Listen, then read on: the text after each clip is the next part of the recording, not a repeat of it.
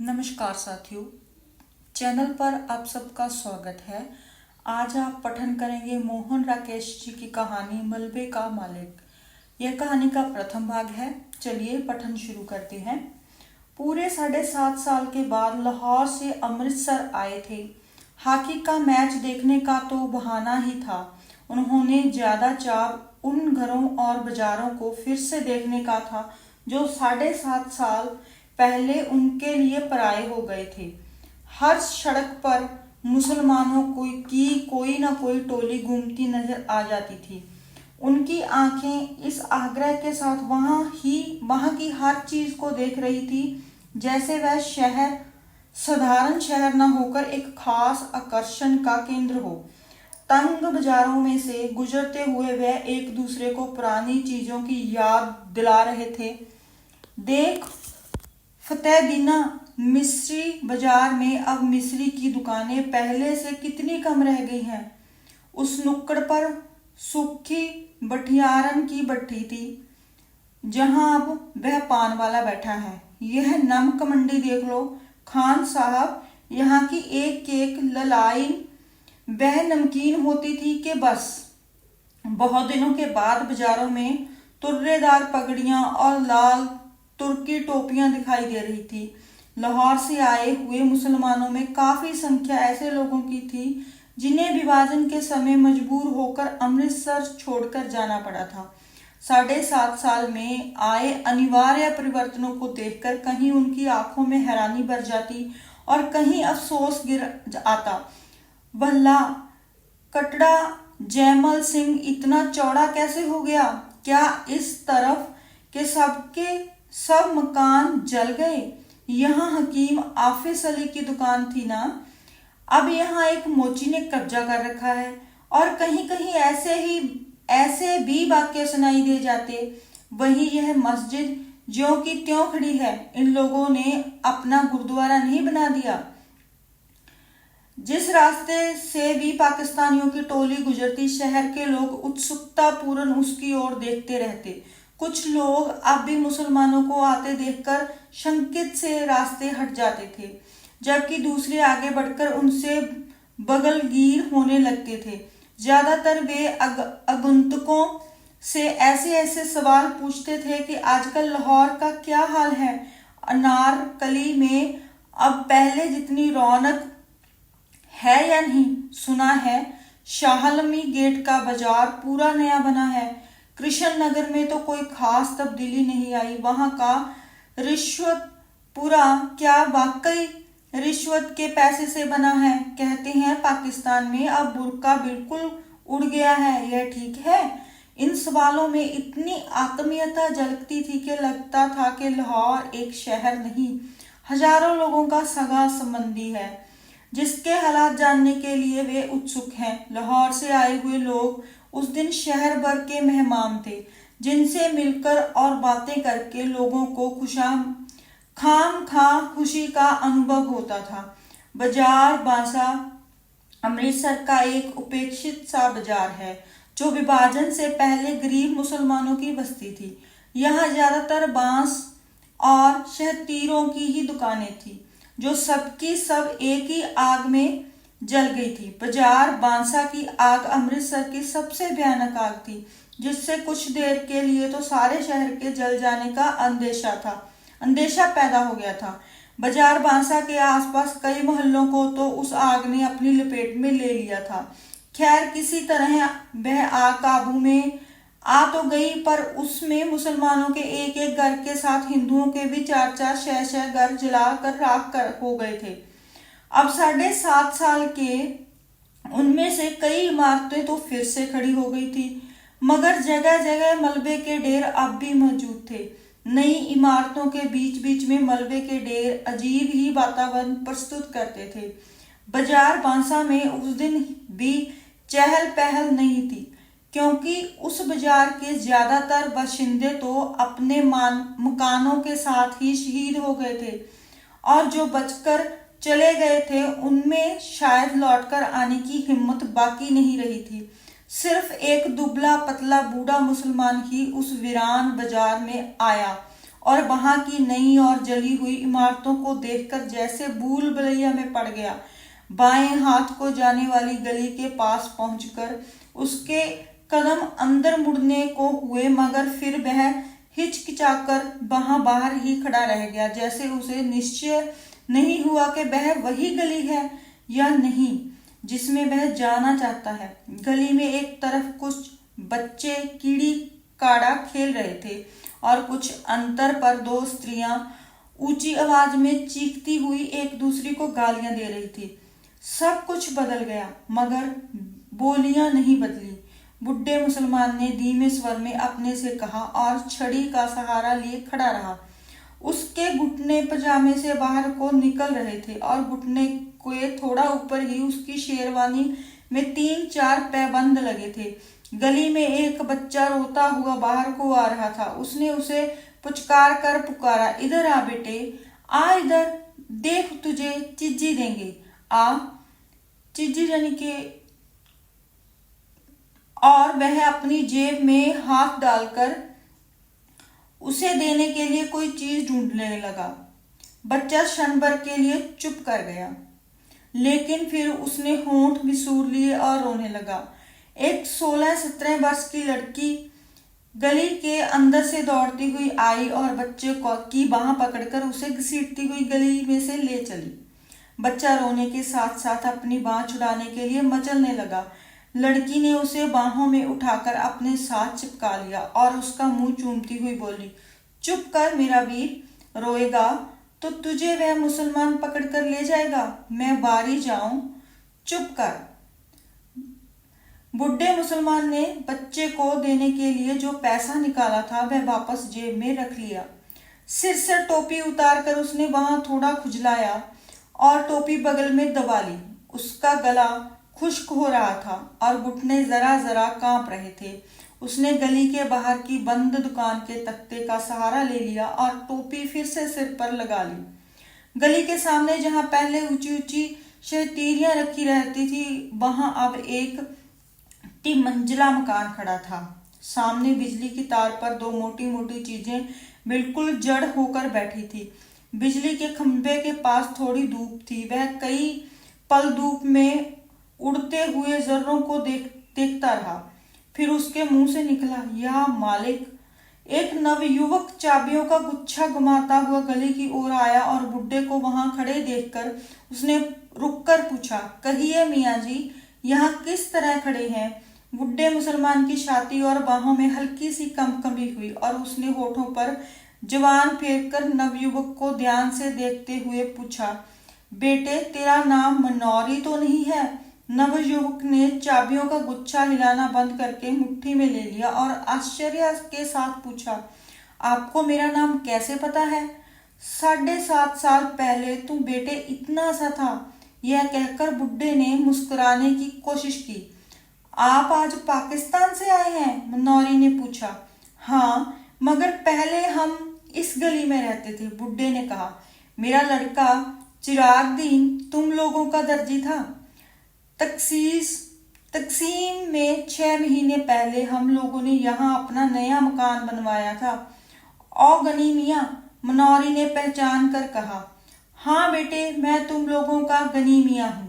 चिराग और उसके बीवी बच्चे तो नहीं मिल सकते, मगर मैंने कहा कि एक बार मकान की सूरत ही देख लूं, और उसने टोपी उतारकर सिर पर हाथ फेरते हुए आंसुओं को बहने से रोक लिया। आप तो शायद काफी पहले ही यहाँ से चले गए थे, मनौरी ने स्वर में संवेदना लाकर कहा। हाँ बेटे, मेरी बदबख्ती थी कि पहले अकेला निकलकर चला गया। यहाँ रहता तो उनके साथ मैं भी।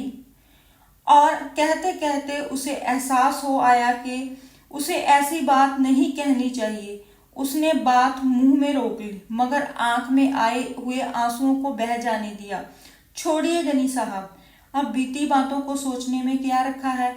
मनौरी ने गनी की बाह पकड़कर कहा। आइए आपको आपका घर दिखा दूं। गली में खबर इस रूप में फैली थी कि गली के बाहर एक मुसलमान खड़ा है जो रामदासी के लड़के को उठाने जा रहा था। उसकी बहन उसे पकड़कर घसीट लाई, नहीं तो वह मुसलमान उसे ले गया होता। यह खबर पाते ही जो स्त्रियां गली में पीढ़े बिछाकर बैठी थी वे अपने अपने पीढ़े उठाकर घरों के अंदर चली गई। गली में खेलते हुए बच्चों को भी उन स्त्रियों ने पुकार पुकार कर घरों में बुला लिया। मनौरी जब गनी को लेकर गली में आया तो गली में एक फेरी वाला रह गया था। यह कुएं के साथ उगे हुए पीपल के नीचे रखा पहलवान बिखर कर सोया दिखाई दे रहा था। घरों की खिड़कियों में से और किवाड़ के पीछे से अलबत्ता कई चेहरे झांक रहे थे। गनी को गली में आते देखकर उनमें हल्की हल्की चिमेगोइयां शुरू हो गई। दाढ़ी के सब बाल सफेद हो जाने के बावजूद लोगों ने चिराग दीन के बाप अब्दुल गनी को पहचान लिया था। वह आपका मकान था। मनौरी ने दूर से एक मलबे की ओर संकेत किया। गनी पल भर के लिए ठिठक कर फटी फटी आंखों से उसकी ओर देखता रह गया। चिराग और उसके बीवी बच्चों की मौत को वह काफी अरसा पहले स्वीकार कर चुका था, मगर अपने नए मकान को इस रूप में देखकर उसे जो जुर्जुरी हुई उसके लिए वह तैयार नहीं था। उसकी जुबान पहले से ज्यादा खुश्क हो गई थी और घुटने भी और ज्यादा कांपने लगे। वह मलबा, उसने अविश्वास के स्वर से पूछा। मनौरी ने उसके चेहरे का बदला हुआ रंग देखा। उसने उसकी बाह को और सहारा देकर ठहरे हुए स्वर में उत्तर दिया, आपका मकान इन्हीं दिनों जल गया था। गनी छड़ी का सहारा लेता हुआ किसी तरह मलबे के पास पहुंच गया। मलबे में अब मिट्टी ही मिट्टी थी, जिसमें जहां तहां टूटी और जली हुई ईंटें फंसी थी। लोहे और लकड़ी का सामान उसमें से ना जाने कब का निकल गया था। केवल जले हुए दरवाजे की चौखट ना जाने कैसे बची रह गई थी, जो मलबे में से बाहर को निकली हुई थी। पीछे की ओर दो जली हुई अलमारियां और बाकी थी। पीछे की ओर दो जली हुई अलमारियां और बाकी थी, जिनकी कालिख पर अब सफेदी की हल्की हल्की तह उभर आई थी। मलबे को पास से देखकर गनी ने कहा, यह रह गया है यह। और जैसे उसके घुटने जवाब दे गए और वह जली हुई चौखट को पकड़कर बैठ गया। क्षण भर बाद उसका सिर भी चौखट से जा लगा और उसके मुंह से बिलखने की सी सांस आवाज निकली, हाय ओए चिराग दिन, हाय ओए चिराग दिन। जले हुए किवाड़ की चौखट 7.5 साल मलबे में से सिर निकाले खड़ी तो रही थी, मगर उसकी लकड़ी बुरी तरह बुरबुरा गई थी। गनी के सिर के छूने से उसके कई रेशे झड़कर बिखर गए। कुछ रेशे गनी की टोपी और बालों पर आ गिरे। लकड़ी के रेशे के साथ एक केंचुआ भी नीचे गिरा, जो गनी के पैर से 8 इंच दूर नाली के साथ बनी ईंटों की पटरी पर सरसराने लगा। वह अपने लिए सुराग ढूंढता हुआ जरा सा सिर उठाता, मगर एक बार सिर पटककर और निराश होकर दूसरी ओर को मुड़ जाता। खिड़कियों में से झांकने वाले चेहरों की संख्या पहले से कहीं बढ़ गई थी। उनमें चिमेगोइयां चल रही थी। चिमेगोइयां मतलब फुसफुसाना, बातें करनी कि आज कुछ ना कुछ जरूर होगा। चिराग दिन का बाप गनी आ गया है, इसलिए 7.5 साल पहले की सारी घटना आज खुल जाएगी। लोगों को लग रहा था जैसे वह मलबा ही गनी की सारी कहानी सुना देगा। कि शाम के वक्त चिराग ऊपर के कमरे में खाना खा रहा था, जब रखे पहलवान ने उसे नीचे बुलाया कि वह 1 मिनट आकर जरूरी बात सुन जाए। पहलवान उन दिनों गली का बादशाह था। हिंदुओं पर ही उसका काफी दबदबा था। चिराग तो खैर मुसलमान था। चिराग हाथ पर कौर बीच में ही छोड़कर नीचे उतर आया। उसकी बीवी जुबैदा और दोनों लड़कियां किश्वर और सुल्ताना खिड़कियों में से नीचे झांकने लगी। चिराग ने ड्योढ़ी से बाहर कदम रखा ही था कि पहलवान ने उसे कमीज के कॉलर से पकड़कर खींच लिया और उसे गली में गिराकर उसकी छाती पर चढ़ बैठा। चिराग उसका शुरे वाला हाथ पकड़कर चिल्लाया, ना रखे पहलवान मुझे मत मार, हाय मुझे बचाओ, जुबैदा मुझे बचा। और ऊपर से जुबैदा चीखती हुई नीचे ड्योढ़ी की तरफ भागी। रखे के एक शागिर्द ने चिराग की जद्दोजहद करती हुई बाहें पकड़ ली और रखा उसकी जांघों को घुटने से दबाए हुए बोला, चीखता क्यों है बहन के, तुझे पाकिस्तान दे रहा हूं, ले। और जुबैदा के नीचे पहुंचने से पहले ही उसने चिराग को पाकिस्तान दे दिया, मतलब उसका कत्ल कर दिया। आसपास के घरों की खिड़कियां बंद हो गई। जो लोग इस दृश्य के साक्षी थे उन्होंने दरवाजे बंद करके अपने को इस घटना के उत्तरदायित्व से मुक्त कर लिया था। बंद किवाड़ों में भी उन्होंने देर तक जुबैदा, किशोर और सुल्ताना के चीखने की आवाजें सुनाई देती रही।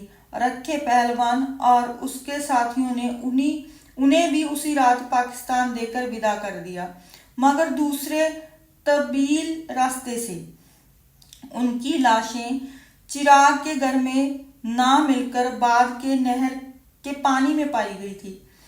2 दिन तक चिराग के घर की खाना तलाशी होती रही। जब उसका सारा सामान लूटा जा चुका था, ना जाने किसने उस घर को आग लगा दी।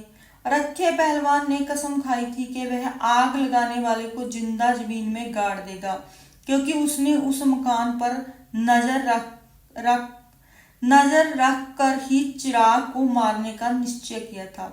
उसने उस मकान को शुद्ध करने के लिए हवन सामग्री भी खरीद रखी थी, मगर आग लगाने वाले का पता ही नहीं चल सका। उसे जिंदा गाड़ने की नौबत तो बाद में आती। अब 7.5 साल में रखा पहलवान उस मलबे को अपनी जागीर समझता था, जहां ना वह किसी को गाय भैंस बांधने देता था और ना खोचा लगाने देता था।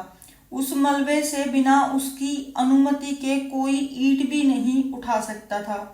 लोग आशा कर रहे थे कि सारी कहानी जरूर किसी न किसी तरह गनी के कानों तक पहुंच जाएगी। जैसे मलबे को देखकर उसे अपने आप ही सारी घटना का पता चल जाएगा, और गनी मलबे की मिट्टी नाखूनों से खोद खोद कर अपने ऊपर डाल रहा था और दरवाजे की चौखट को बाह में लिए हुए रो रहा था। बोल चिराग दीना, बोल, तू कहाँ चला गया? ओए, ओ किश्वर, ओ सुल्तान, हाय मेरे बच्चे, ओ गनी को कहाँ छोड़ दिया? ओए। और बुरबुरे किवाड़ से कड़ी के रेशे जड़ते जा रहे थे। पीपल के नीचे सोए हुए रखे पहलवान को किसी ने जगा दिया, या वह वैसे ही जाग गया।